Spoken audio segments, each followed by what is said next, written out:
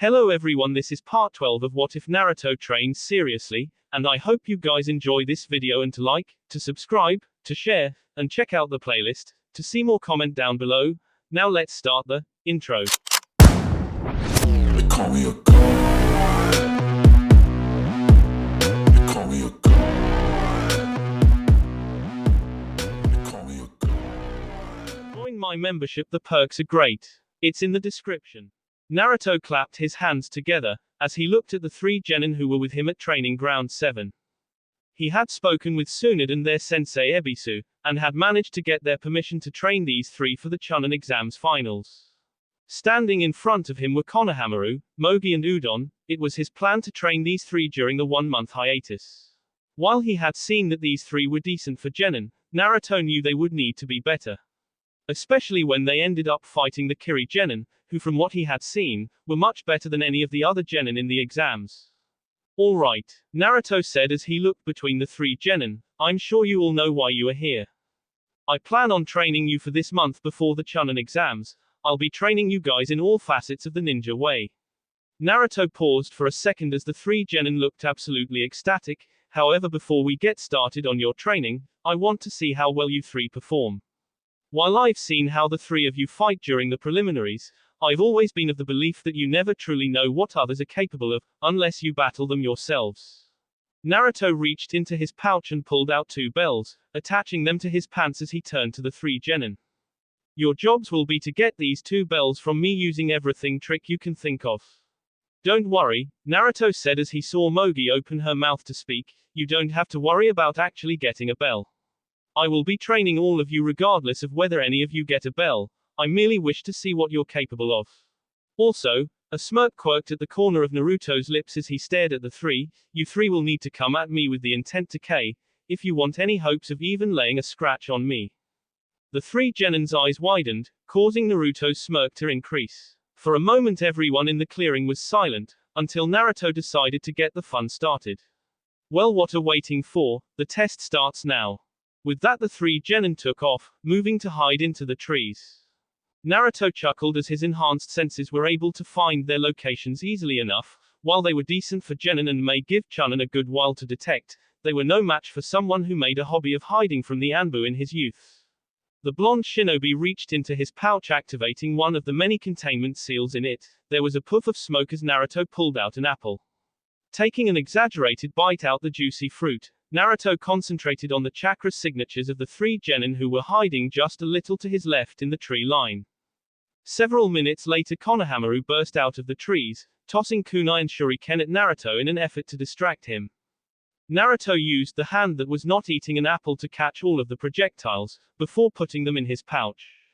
As he turned his attention to the spiky-haired genin, Naruto felt foreign chakra invading his coils and smirked.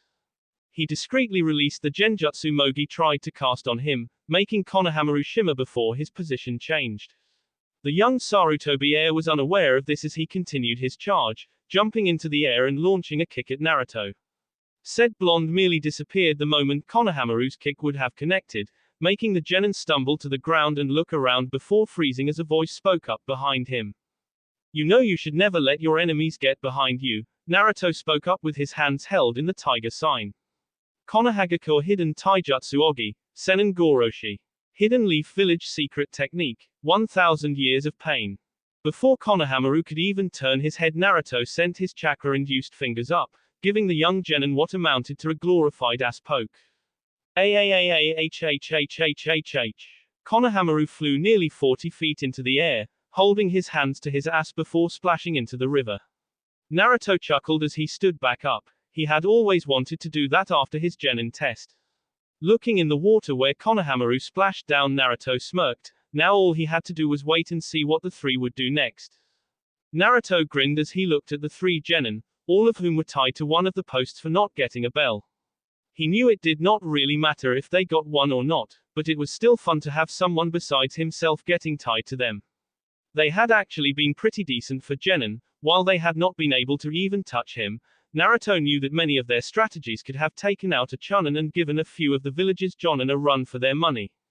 Well, despite not getting a bell, I have to admit you three did pretty good, Naruto complimented them, getting a smile from the tied-up genin. Now that I have a clear understanding of your skills and a basis to work with, we'll begin training. 3 cage bushins appeared behind the genin and see them from their bindings. Now then, this is going to be our schedule for this month. In the morning we're going to do physical exercises and sparring. Afternoons will be for chakra control, tactics, jutsu and anything else I feel you may need. Naruto looked up at the sun. Since we still have a little bit of time before lunch, we're going to do some physical exercise. Naruto turned to the 3 genin and gave them a grin that sent shivers down their spines. All right, you 3. I want you 3 to start off with 20 laps around the training field, then do 50 push-ups, 50 sit-ups, 50 pull-ups, 50 squats, 100 log punches with each arm and 100 log kicks with each leg. The Konohamaru Corps looked at him with wide eyes, while their minds tried to comprehend what Naruto was telling them to do. Naruto saw this and got a tick mark on his head. Didn't you hear me? Get moving. That seemed to shock the genin into action as they jumped up and got started, beginning with the laps around the training ground. Naruto grinned as he watched the 3 work. He had not told them, but this was about half of what he had done when he started training seriously under Ero-sensei. He had thought about making them do the full routine, but in the end decided against it. After all, they did not have a demonic fox sealed in the gut, so they could not heal muscles tears like he could. It took about 4 hours for the 3 to finish. When they did, Konohamaru, Mogi and Udon were all lying on the ground, looking like they might die of exhaustion. Not bad, you guys, Naruto complimented the genin, who were too tired to even cast him a glare, though not for lack of trying. Naruto reached into his pouch and pulled out a scroll, unrolling it on the floor and unsealing its content with a puff of smoke. When the smoke dispersed, it revealed what could only be considered a picnic buffet. On top of a blanket were a cacophony of different kinds of foods. Before we get started on the next part of training, I want you guys to eat up and get your energy back, Naruto said, blinking as the previously exhausted genin suddenly appeared right next to him and began eating. Naruto let them get their food before getting some for himself.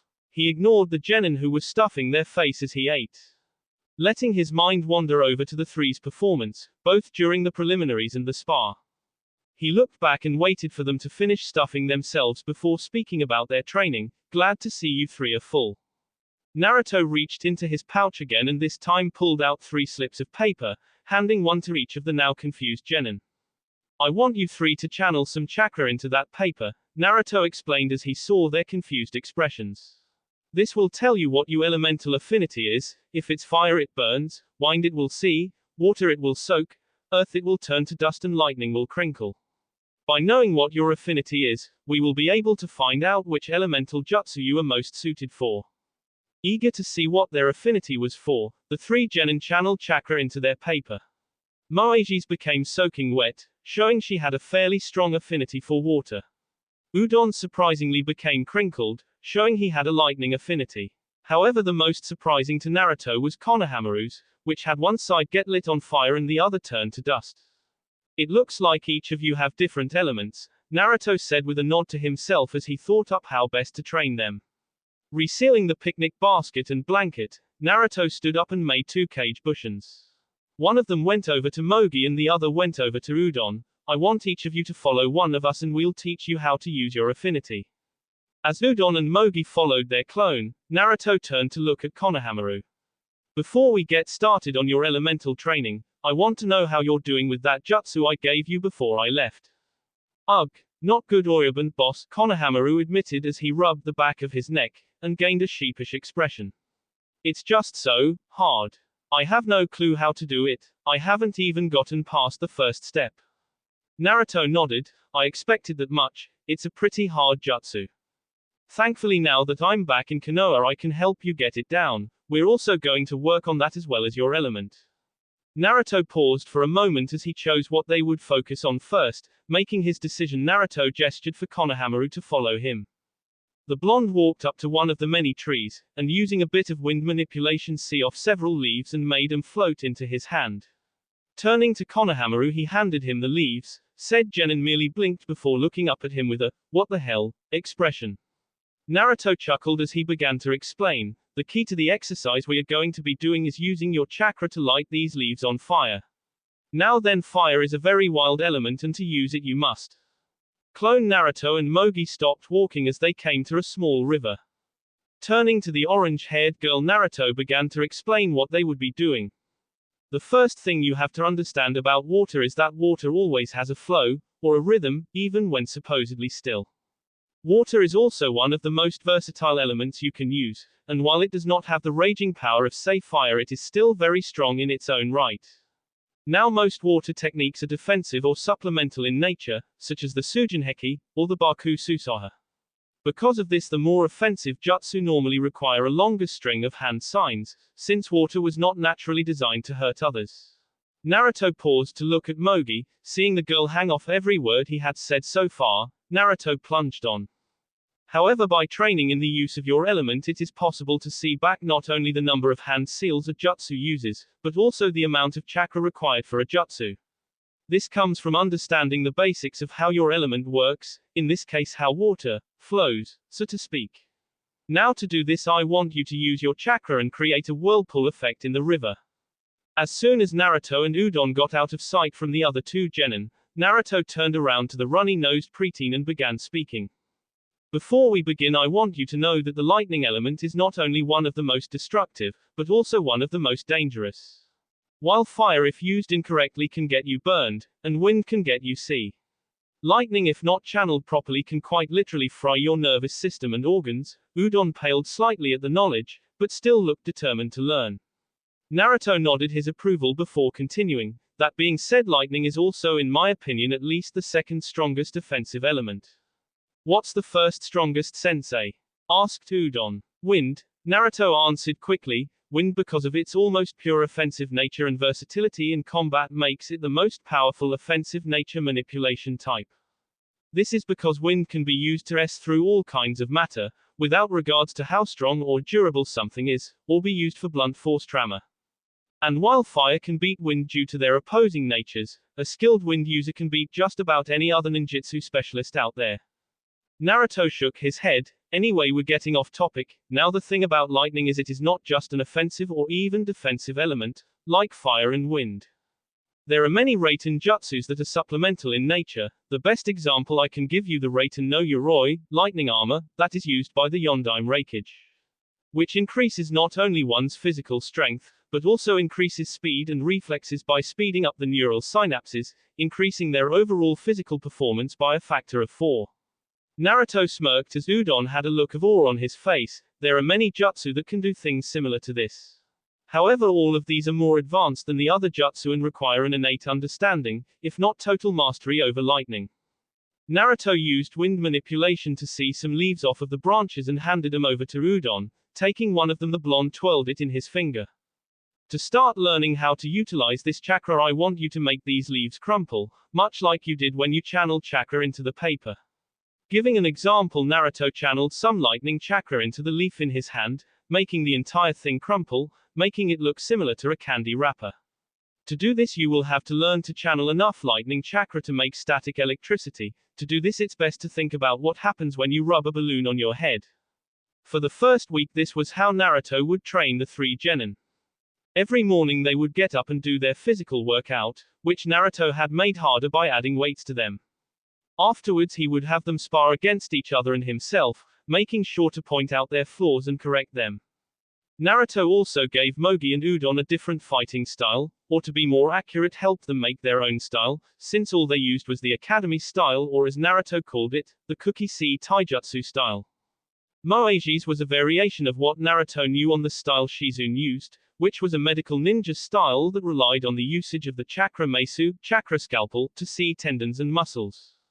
Naruto had given Mogi the scroll for that jutsu, but rather than see tendons and muscles, he made her go after tendons, muscles and the 8 vital spots in the human body.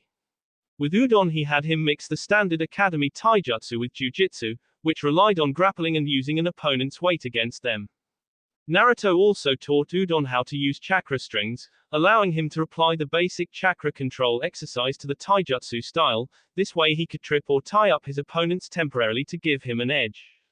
Neither style was complete and would not likely be for years to come, but he was sure they could make it good enough within the next month to properly use them. Thankfully, Konohamaru used the Sarutobi or Saru, monkey, style taijutsu, so all Naruto had to do with him was spar and help point out his flaws. After lunch they would then work on individual exercises. For the first 2 hours Naruto would have them work on their element, doing the exercises he had instructed. None of them had gotten even close to mastering them, though Konohamaru could produce smoke and slight burns on the leaf.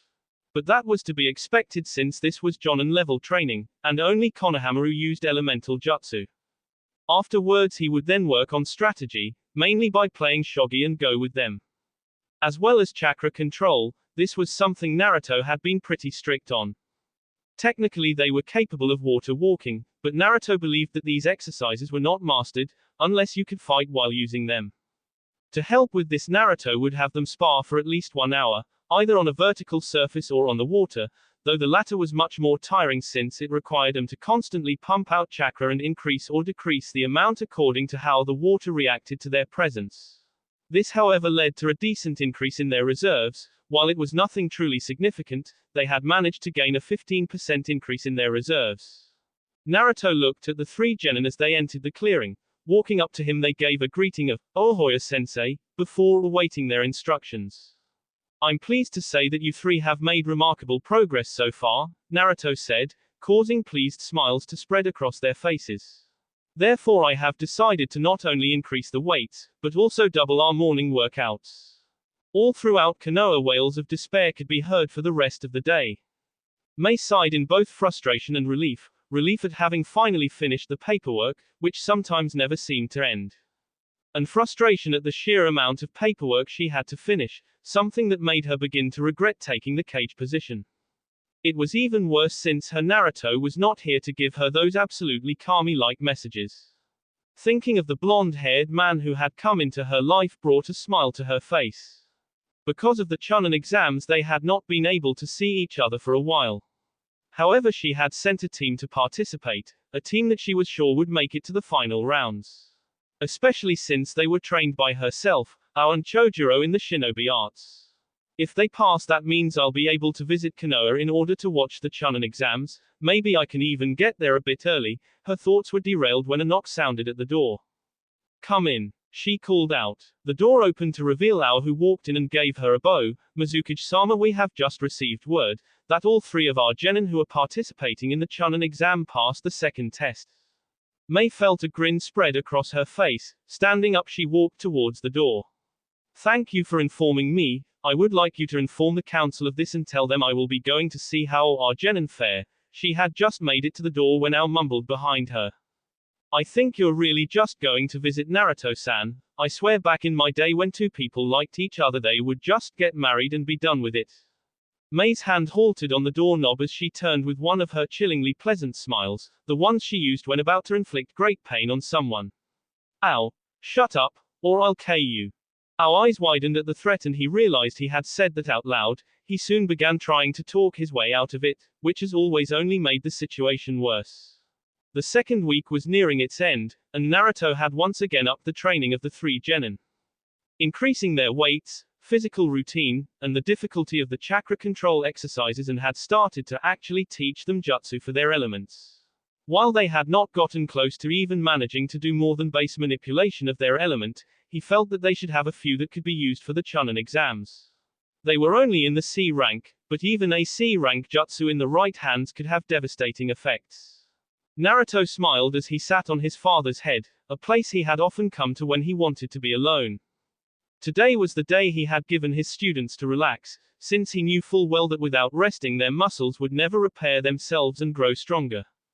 He looked back down at what was in his hand, his smile growing ever so slightly. He had been searching through the desk his parents had used when creating their seals. He had been looking for the seal that his father had come up with as a replacement for the bird-caged seal. While searching he had come across a small leather-bound book. At first he had thought it would be some kind of book with notes on sealing techniques. Opening it he had found out that it was not a book on sealing, or anything even remotely shinobi related. Instead what he had found was a journal, his father's journal to be precise. It seemed to date back from the time his father had first learned to write, which was obvious by the messy scrawl at the beginning of the journal. And went into the third great shinobi war that his old man had been a part of, telling of his experience as a sensei and his desire to create a jutsu to end the war. Unfortunately for Naruto, it seemed to stop after that, mainly because it was completely full. Also unfortunately, there was not much about his mother in this journal, only a little where his father talked about her beauty and a few experiences he had with her, like when she had been kidnapped by Kumo Ninja and left her hair as a trail that her father followed. The blonde clan head assumed that his father had another journal somewhere, however despite searching had not found it. This also brought up something he had hoped to find. Naturally he assumed that since his father had a journal, then his mother would have one as well. Naruto had searched the entire jutsu library for any trace of something like that, however his search had been in vain. He had not been able to find any trace of a journal or diary from his mother. He had not even managed to find the letter Jiraiya said she had left. This led to the assumption that it had most likely been in the actual house during the Kyuubi attack and had probably been destroyed. Naruto was snapped out of his reverie when he felt a spike in chakra, signaling the use of a Sushin near his location. Naruto turned his head just as a male Anbu in a Neko mask appeared. Namikaze-san, Tsunade-sama has requested your presence, he said in the typical monotone voice of an Anbu. Naruto sighed as he stood up and stretched. Very well, I'll head there right now. The Anbu nodded before disappearing in a swirl of leaves. Naruto followed suit, only using water instead as he went to find out what Tsunade wanted him for. Tsunade stared at the red-headed beauty with an incredulous expression, trying to comprehend just how this conversation took this peculiar turn. It had started out ordinarily enough. She and the woman who Tsunade knew was the Mizukage of Kiri had started off swapping the basic pleasantries that all foreign dignitaries do. Doing basic standard political maneuvering to find out what kind of person the other was, by talking about mundane everyday topics. Tsunade, despite having been surprised by her early arrival, had not allowed it to get to her as they spoke, and had in fact found the conversation mildly pleasant, especially since it allowed her a break from her paperwork. She was also pleased to know that there was another woman besides her who had become a Kage. It kind of made the busty blonde feel like she was setting a trend. However, the conversation had taken an awkward, at least for Tsunade, turn. Tell me, the blonde Hokage spoke slowly as she gave the woman a mild glare, why are you requesting to spend the upcoming exams at the estate of one of my more prominent clan heads? Tsunade had already paid for the Mizukage's stay in Konoha at one of the 5-star hotels they had, along with extra places for her 2 guards. Of course she had an idea that had formed in her head the moment the red-haired woman made this request, but was holding off her judgment until she was proven right. However, if Tsunade was right, then someone was going to have some serious hell to pay. Mei just gave the woman a smile as she carefully hid the hand that held her ring. She knew Naruto had not informed anybody about their relationship yet. So while it was big news in Kiri, it would not reach the other elemental nations, due to her country's terrain that isolated it from the rest of the world. I think it would be best if perhaps we had someone fetch Naruto, that way we could give you a proper explanation. She could of course just tell Tsunade herself, hell she did not even need to mention she was going to sleep at the blonde's place and just gone over after being shown to her hotel. However, due to Naruto's influence, Mei had developed a small devious side. Well, the devious side had always been there, but it was normally reserved for her and Naruto's bedtime activities. Tsunade just sighed before lifting up her hand, making one of the Anbu who were hiding in the room shimmer into existence. You go find me Naruto Uzumaki Namikaze. The Anbu bowed before disappearing in a swirl of leaves. About 10 minutes later, Naruto himself appeared within a swirl of water. Yo Bar-chan, you wanted to see me. Not now Gaki, Tsunade said as she pinched the bridge of her nose, trying to rid herself of the headache she had gained. In case you haven't noticed, we have guests. Naruto would have responded, but was stopped when a pair of slender arms wrapped around his neck and an impressive bust pressed into his back. You know, I'm disappointed that you did not even notice me in the room, Narukoi, Mei said as she whispered into Naruto's ear. That's not only disappointing, but I feel rather hurt too. Hey, Naruto gulped a bit, knowing that look Tsunade was giving. He had seen it on her often enough when Jiraiya pissed the woman off to know what it meant. Well, I guess the first thing I should tell you is that she is one of the women I have fallen in love with and am already engaged to. Naruto stopped his explanation as he and everyone else turned towards the door, which had just shut. Looking around, Naruto blinked as he noticed that Chojuro was missing, most likely the one who had just left. Looks like I crushed any hope he had of being with you, huh? Naruto asked. Mei just sighed as she closed her eyes. She had of course knew of Chojiro's crush on her. Hell, all of Kiri knew of it. The poor boy could not get within 2 feet of her without turning red, and whenever he spoke with her his stuttering would get 10 times worse. However, she also knew that he knew of her relationship with Naruto. It would be impossible for him not to when he had walked in on the two of them making out on her desk. She would have thought that he had gotten over it by now, but she guessed that he had probably held out hope that what she and Naruto had was just a fling. Ow. Could you please find Chojiro and then the two of you can either explore, or go to the hotel, Mei commanded in her soft yet firm voice.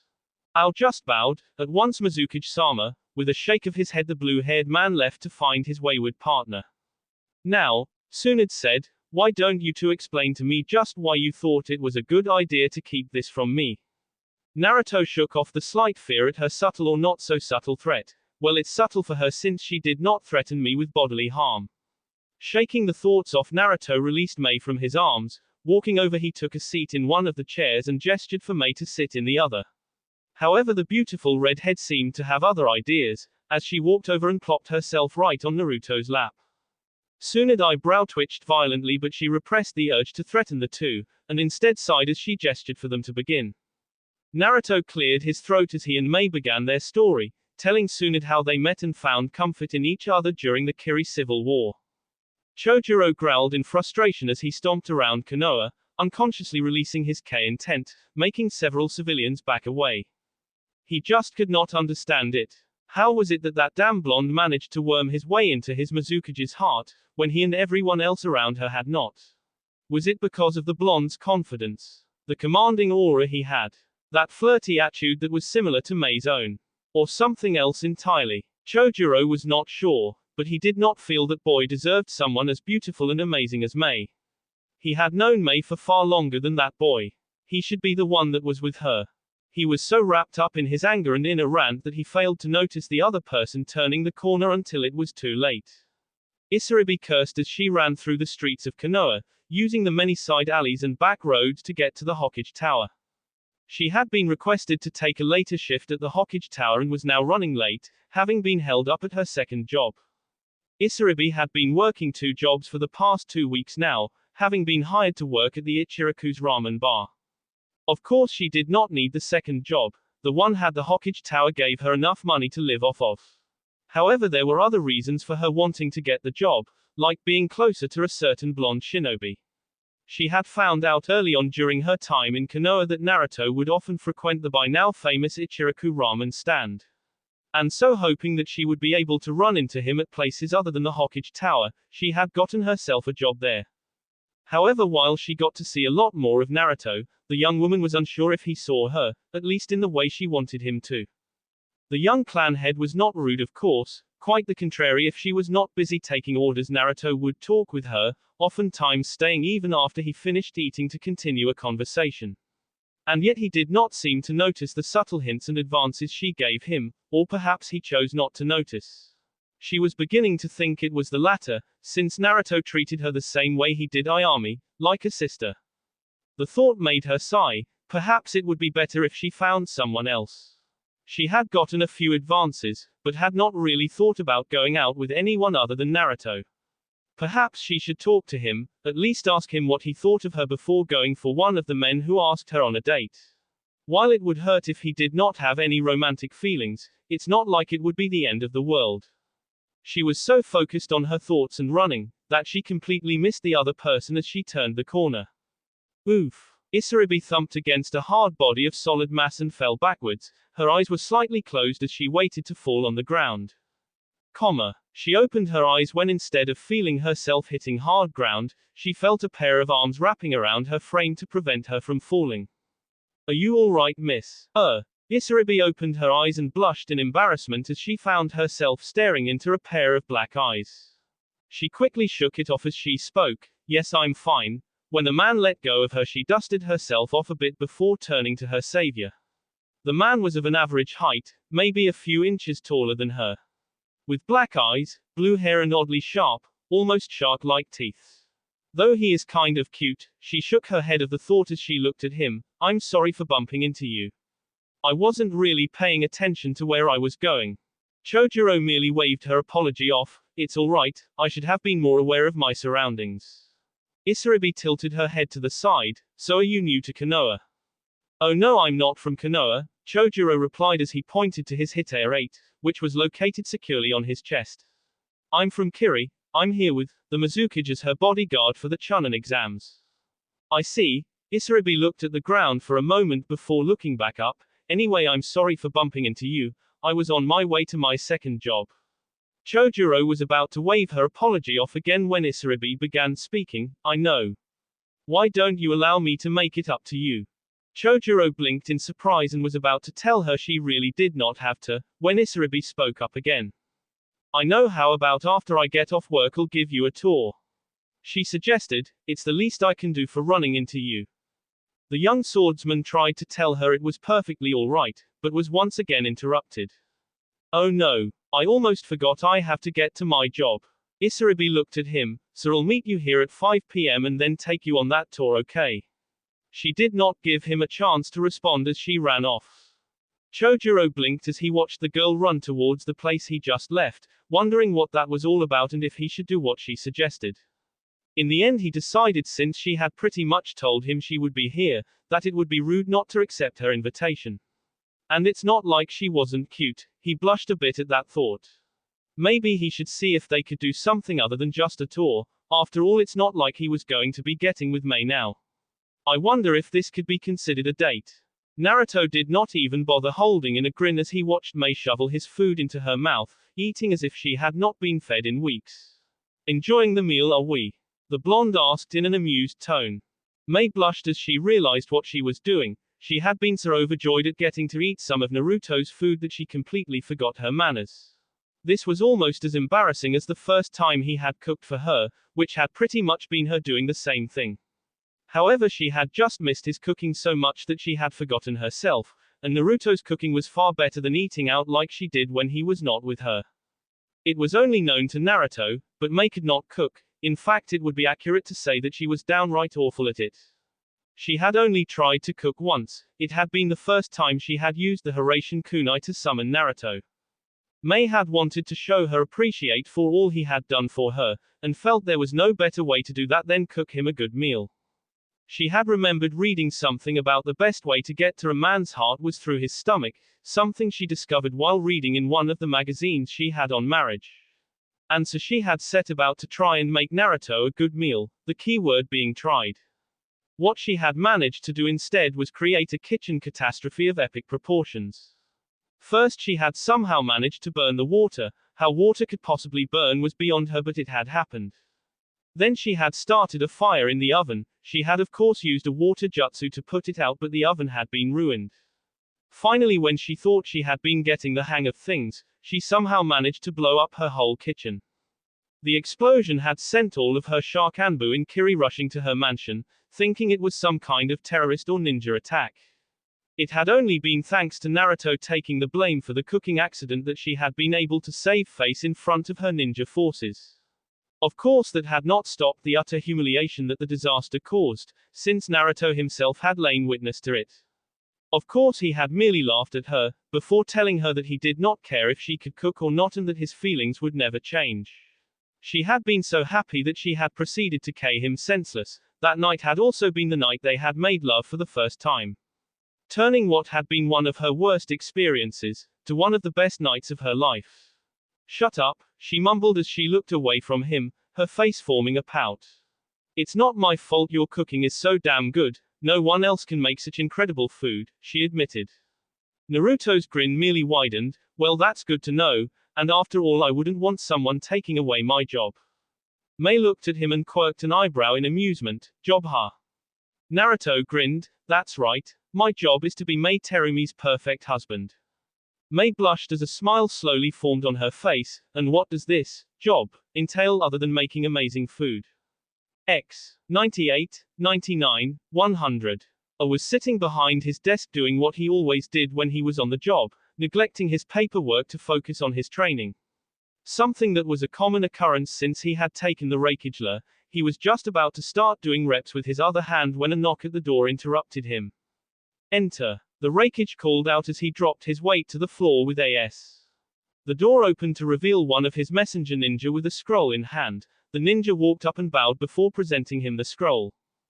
Grabbed the scroll and unfurled it before reading its contents. As he did, a grin crept onto his face. Apparently 3 of his shinobi had made it to the finals. This would be the perfect opportunity to check out the caliber of the other nation's shinobi. As he thought of that, another thought entered his mind. One that made his smile widen even more. Naruto Uzumaki Namikaze had been reported to have arrived at Konoha about 1 or 2 months ago, and had taken up his clan name. No doubt Yugito would love to see the young man again. He looked up at the messenger before speaking. Get me B and Yugito. Said as he stood up. They were heading to Konoha. Mei had a large and content smile on her face as she and Naruto walked through the streets of Konoha. After a hearty breakfast, Naruto had decided to take Mei out on a tour, showing her the many sights the village had to offer. She had to smile at the different places he had taken her. Each one seemed to have a rather funny story to it. Most of the places he had shown her revolved around one of the many pranks he had pulled when he was a child. Her favorite story had been when he had taken her through the clan district of Konoha, and shown her the Hyuga estate. He had given her the story of how he had snuck into the estate during the night, and he had managed to dye all of their underwear a bright pink color, and hang them up around the village. She dutifully ignored the stares of jealousy and envy she was receiving from the various females they had passed. Mei figured that Naruto would be popular given his good looks and clan status, so while it was annoying she could deal with it. She also had to admit that it was rather amusing that these girls thought they had a chance with Naruto. Mei could proudly claim that she was one of the few people who truly knew the young blonde clan head, so she knew that he would never consider getting with some fangirl. As the two walked around, Mei took Naruto to several clothing stores, trying on different outfits to tease her blonde fiancé with. She even went so far as to come out wearing nothing but a bikini, though that ended up causing a bit of a problem when Naruto s his fist into the face of a man who had given Mei a cat call. Other than that, they merely walked around discussing various topics that interested them. They made sure to avoid anything even remotely ninja or cage related. Eventually Naruto stopped them when the two found themselves standing in front of the Ichiraku's ramen bar. The place had gotten a lot more crowded than it used to be. A combination of Naruto's newfound fame and the Ichiraku's new menu managed to give the place new life. After the blonde had returned from his training trip and visited the ramen stand for the first time, he had suggested that they expand their menu to make more than just ramen. Naruto had even given the stand owner and his daughter a few recipes from his mother's cookbooks. Now the place had become so popular that they had actually needed to make an outdoor area for guests to eat there, as well as hire more help to keep them from being overwhelmed. Come on, Mei-chan, Naruto said as he gently tugged on her hand and entered the stand. When he did, many of the people eating there stopped and stared, something that had been happening quite often nowadays and never ceased to both amuse and annoy the blonde shinobi. Several of the men there were giving Mei looks of lust and looked like they might start giving her cat calls. Old man Tsuki turned around when he heard the familiar voice. "Ah, Naruto-kun, it's good too." He trailed off as he saw the beautiful woman sitting in the blonde's lap. A sly grin crossed the old man's face as he looked at the two. "Who is this lovely young lady you're with, Naruto? Your girlfriend?" Naruto grinned at the man who had been one of the few people to ever treat him like a human being when he was younger. "Close, Ajisan, very close." Naruto cleared his throat as he introduced the two to each other. "Mei-chan, this is Tsuki Ajisan, owner of the best ramen stand in the entire elemental nations. Ajisan, this is Mei Terumi, one of my most precious people and someone I hope to spend the rest of my life with." While Mei blushed at the rather bold proclamation, Tsuki just blinked for a moment as he looked the two over. As he did, he noticed the two's interlocked hands, or more specifically the ring on Mei's left hand. The old man chuckled for a bit before speaking. "So what kind of ramen can I get you and your lady friend?" Naruto grinned. "Start me off with 3 bowls of miso and we'll make our way from there. And I'll have some shrimp ramen with a side of dorayaki." "One," Mei said as she looked over the menu. While ramen was not her favorite food, she had to admit that it was good on occasion, and if Naruto's bragging was anything to go by, the ramen would be even better here. Tsuki nodded as he turned his head to the back. "Oi, Ayami. Why don't you help me make some miso for our favorite customer?" "Hang on," Ayami called out as she came out of the back with a box of supplies, blocking her view of Naruto.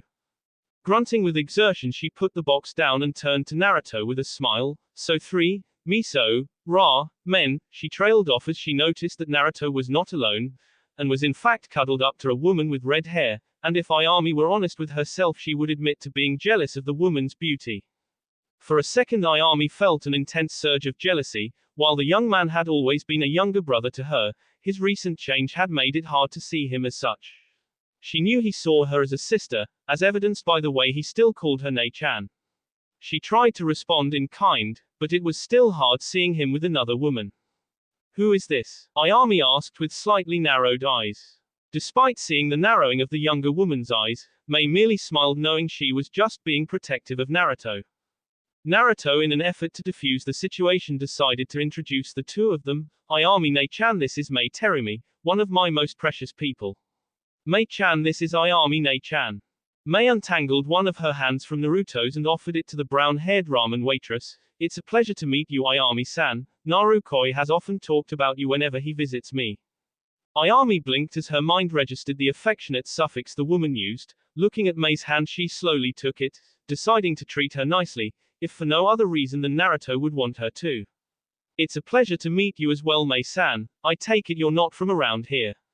Ayami asked, trying to be pleasant as she started to make their ramen.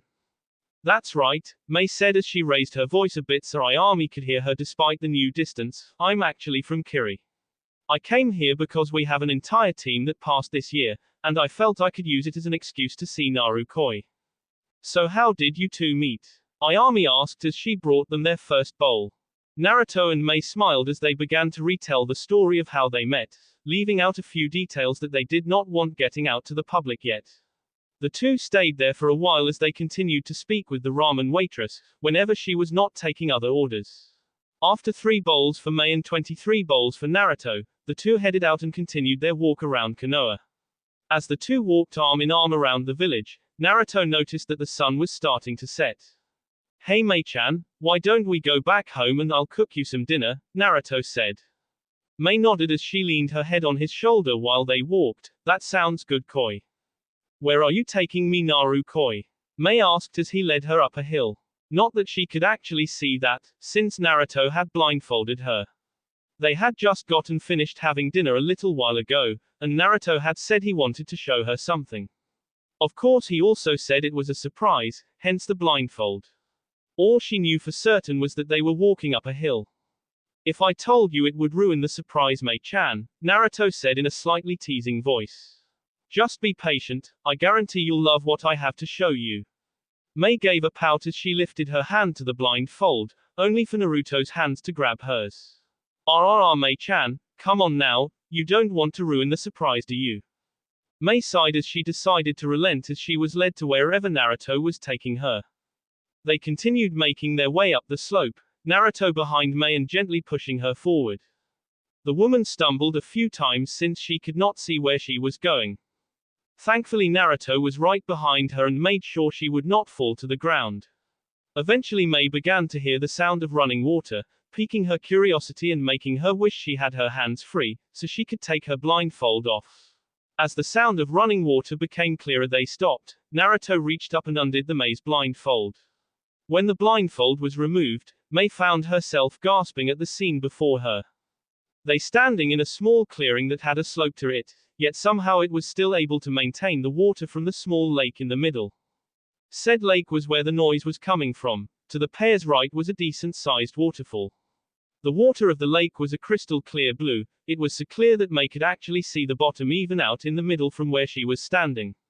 All around the lake were various forms of flora and fauna, decorating the entire area in different colors.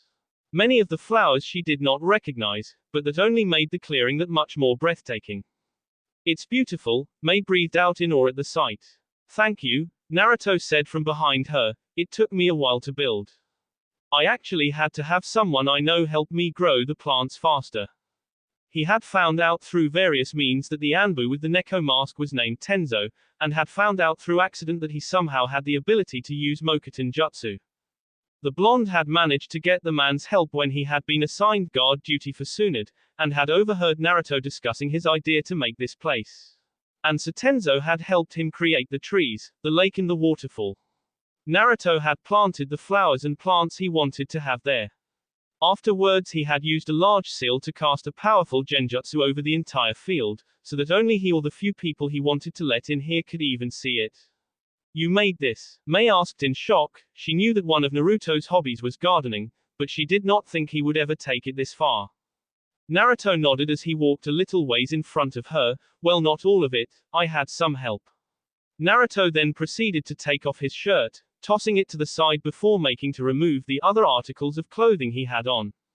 Naruto looked back over at Mei, who was staring at him, or to be more precise, drooling over his form.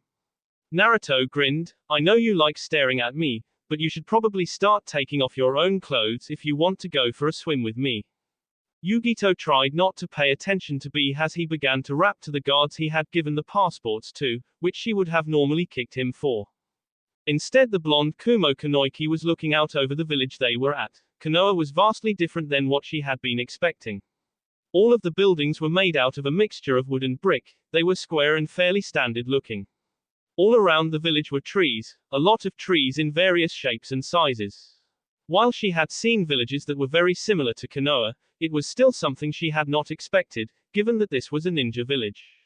The atmosphere was also very different than what one would expect from a ninja village. The place had a very peaceful air to it. There was none of the paranoia and militaristic feel that her own village produced.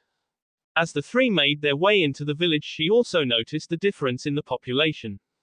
In Kumo, more than 90% of the population was made out of ninja, with the other 10% being civilians such as merchants and the like. Here it looked like more than 50% were civilians, which became quite obvious from the way they were blatantly gawking at them as they passed. However, she knew that this did not mean that Konoha was in any way weak. Some of the best shinobi in the world were produced here, including Naruto, who was one of the most powerful shinobi she knew. Yugito turned her head as she sensed that they already had a tail trailing them. If not for her enhanced senses, there would be no way she would have found them. She shook her head and decided to ignore the ninja trailing them. They did not give off any intent to harm, so they were most likely just watching them to make sure they did not cause trouble. Likewise, she ignored the gaping civilians. They were probably not used to seeing Kumo shinobi, much less the raikage in their village. They walked over to the large red tower in the middle with the kanji for fire over the door, obviously the Hokage Tower. Walking inside, they took a set of stairs to the third floor, where they spotted a black-haired female looking through some files on her desk. The three went up to the girl and tapped on the desk. Excuse me. The girl looked up and felt her eyes widen as she recognized the cage robes I was wearing. I am the raikage of Kumo. With me are my bodyguards Yugito, Ni and Kiribi. Yo, young one, I'm the master when it comes to fun. I float like a butterfly and sting like a bee. That's because I'm the KB began his introduction, only to be interrupted when he was kicked in the face by Yugito. Before the cat woman could begin yelling, I turned to the girl and spoke. I believe the Hokage is expecting us. Isaribi nodded as she walked over to the door that led to the Hokage's office. She knocked on it a few times before opening it and sticking her head in. Hokage-sama, Raikage Dono and his escorts are here, she informed the busty blonde who was for once actually doing her work. Tsunade looked up. Very well, send them in. Isaribi nodded before opening the door for the three Kumo ninja to enter. As they did, Tsunade stood up and walked over to them in greeting. Raikage Dono, it is a pleasure to see you here. She stuck out her hand, which the Raikage took. I trust your trip went well. Tsunade asked as she went through the customary pleasantries. As well as could be expected, I replied, unfortunately I was not able to find the time to lift my weights, but some sacrifices must be made. Tsunade blinked for a moment and was glad that she had received a report from Jiraiya about the man's eccentric and very guy-like attitude towards training. That is good to hear, Tsunade said as she went back to her seat. You are a week earlier than expected. Thankfully we have already reserved your hotel rooms for you. The Raikage scratched the back of his head. Yes, well, we were also hoping to see Naruto-san some time before the tournament began. That's right. That's right. B said in an enthusiastic voice. Our kitty here was hoping that her blonde fox was near. Tsunade blinked at the odd and rather terrible rapping. She opened her mouth to say something when B's head was suddenly implanted in her wall. Damn it, B. Yugito yelled, an angry and embarrassed blush on her face. Why can't you ever stop rapping? This entire journey, that's all you've done. And worse, adding me into them. B merely pulled his head out of the wall. Now come on kitten, you know you shouldn't be hitten. Sunad's brow twitched as she watched the duo. A part of her was impressed at her fellow blonde's strength. However, another part was rather upset that she would need to get her wall repaired. Deciding to intervene before the blonde Kumo Kanoiki did that again, she spoke up. Excuse me?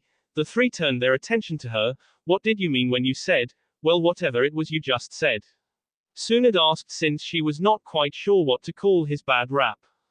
Before B could rap again, A spoke up. What he meant was that our little Yugito here, the Reikage pointed to a now embarrassed Yugito, has a, how shall we put this, a very close relationship to Naruto-san, so we came early to allow her to spend time with him. Sunad scrutinized the young blonde before her, making the Nibi Jinchuriki blush and squirm under the older woman's gaze. Finally Sunad looked at the blonde Kumo Kanoiki's hands. Sure enough, proudly displayed on her right ring finger was a ring. One that looked very similar to the one another woman who had come in a few days ago wore.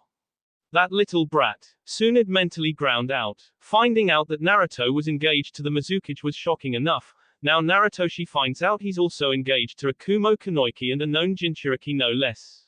What was next? A daimyo. In the middle of a council meeting in Haru no Kuni, Kyuki gave a loud sneeze. It seems someone is talking about you, daimyo-sama, one of the delegates said. Kyuki wiped her nose with a tissue her aide gave her. Seems so, I hope it's Naruto. Before her mental rant could go any further, another thought came to mind. I suppose you would like to know where Naruto lives, right Yugito-san?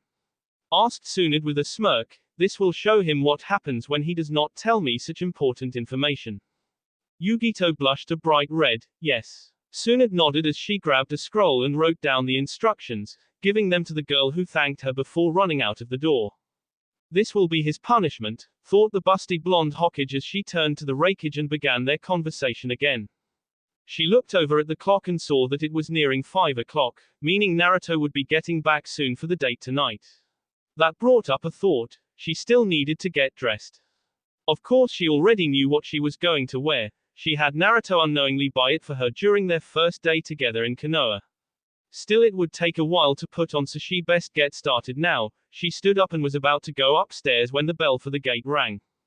May grunted in both annoyance and curiosity. Moving towards the door, she wondered who could be coming over, since no one had ever bothered to come here before. The beautiful redhead walked outside and up to the gate, placing her hands on the two small circles and channeling her chakra like Naruto told her to. The seals that Naruto had placed all over the gate soon began to retract, curling in on themselves as they moved towards the circles. When they stopped, there was a click signaling the gate was unlocked. May opened it and was about to tell whoever it was that Naruto was not here, only to stop when she spotted a woman she had met only once before. Yugito-san. Naruto entered the gate to his house after his training session with Konohamaru, Mogi and Udon. The blonde was quite pleased with their progress. They had advanced far within the past 3 weeks. Naruto could honestly say that any one of the three could take on the average Chunin and win, though they still had a long way to go to defeat higher-ranked ninja. Still, he was sure that if given time they would get there. He was also sure that they would become Chunin after these exams were over. Unlocking the door to his house, Naruto walked in, looking around as he shut the door. He frowned when he did not see May, for the past week that she had been living with him. The woman had always greeted him at the door. Maybe she's just getting ready for our date, Naruto thought to himself as he walked farther in the house. He shrugged the thought off as he walked upstairs to his room to get ready for the date. May was a cage-level ninja, so he knew that she was not in any danger. However, before he could get too far along the stairs, a noise behind him made the blonde stop, or rather 2 voices made him stop. Hello Naru-koi, Naruto-kun. Naruto turned around in surprise. His eyes soon found a familiar face he had not expected to see so soon. Yugi-chan. That will be all for this video. Be sure to like, subscribe, share, and comment down below for more videos. Goodbye.